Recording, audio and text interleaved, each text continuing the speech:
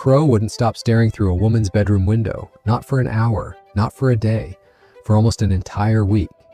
Every morning she'd wake to find the bird perched on the sill, unmoving, its black eyes locked on her.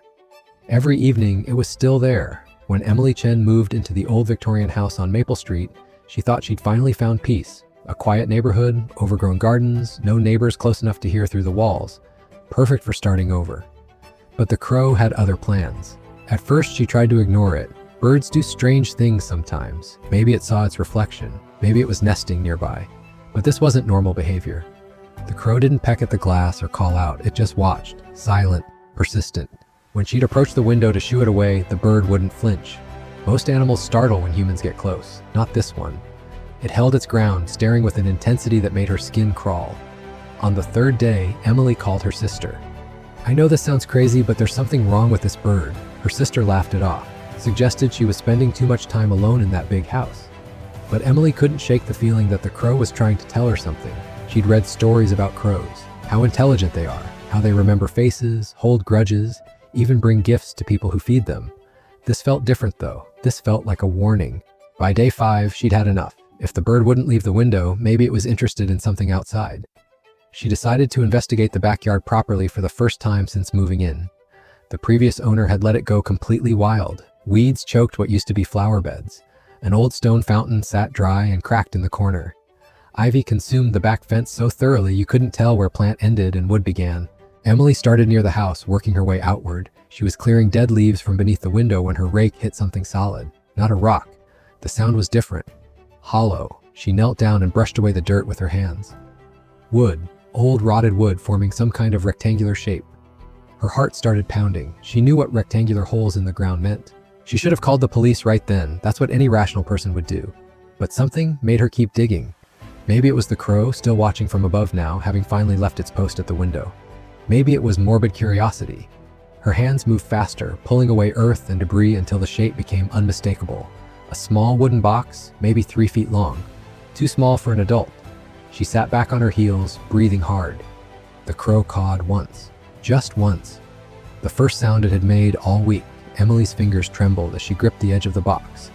What she was about to find would explain everything. The crow's vigil, the previous owner's hasty sale, the way neighbors looked at this house when she'd mentioned her address. The lid resisted at first, swollen from years of moisture. Then it gave way with a soft crack. Inside, wrapped in what had once been a white blanket, now gray and disintegrating, lay bones, small bones. A child's skull stared up at her from the shallow grave. Emily lurched backward, her mind racing. She should call the police, right now. But her eyes caught something else in the box. Tucked beside the remains, preserved in a sealed glass jar, was a photograph. She reached for it with shaking hands. The image showed a young girl, maybe 7 or 8, standing in front of this very house. Same Victorian architecture, same overgrown gardens, though clearly better maintained back then. The girl wore a white dress and held something in her hands, a toy crow. Emily's blood went cold. She flipped the photo over. On the back, in faded ink, Sarah, 1952, always watching over us. The crow cawed again, closer now. Emily looked up to find it perched on the edge of the open grave, head tilted, studying her with those intelligent black eyes. Suddenly, everything clicked into place. The previous owner's desperate need to sell. The price far below market value. The way he'd insisted she never touch the backyard. He'd always known what was buried here. Emily pulled out her phone, hands still trembling, and dialed. While she waited for the police to answer, she read the photo inscription again. Always watching over us. Not a threat, a promise. She thought about the crow's behavior all week, how it hadn't acted aggressive or territorial, how it had simply watched, persistent and patient, until she finally understood, until she finally looked in the right place. The dispatcher's voice crackled through the phone, asking about her emergency. Emily explained what she'd found, her voice surprisingly steady now. They told her to step away from the site. Officers were on their way. As she walked back toward the house, the crow took flight. It circled once overhead, then disappeared into the trees beyond the property line. Emily never saw it again. The police investigation revealed that Sarah Henderson had disappeared in 1952. Her parents reported her missing, but no trace was ever found. The case went cold decades ago. The little girl had been playing in the backyard when she vanished. The autopsy showed she'd died from a fall, probably climbing the old oak tree that used to stand where the fountain now sat. Someone had buried her in secret, someone who didn't want questions asked. 3 months later, Emily still lived in the Victorian house. She'd had the backyard completely redone. A proper memorial stone marked where Sarah had been found. And sometimes, on quiet evenings, Emily swore she could hear a crow calling from the trees. Not watching anymore, just visiting, making sure Sarah was finally remembered. The crow had led her to a 70-year-old truth that everyone else had chosen to forget. Sarah Henderson was no longer just a cold case file gathering dust in some basement archive. She had a proper burial now, a headstone with her name, flowers that Emily placed there every week. Some might call it coincidence, a bird behaving strangely at the exact moment someone moved into a house with a terrible secret.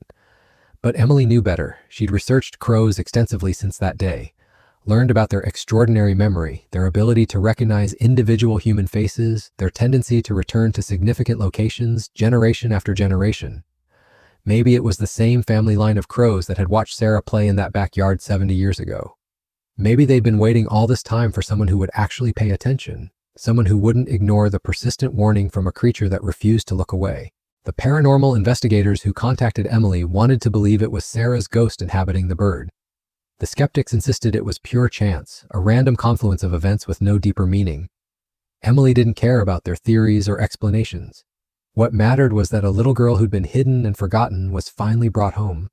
What mattered was that sometimes, if you're willing to listen, nature finds a way to speak. Even if it takes 70 years, even if the messenger is a crow that refuses to stop watching your window until you understand what it's trying to tell you.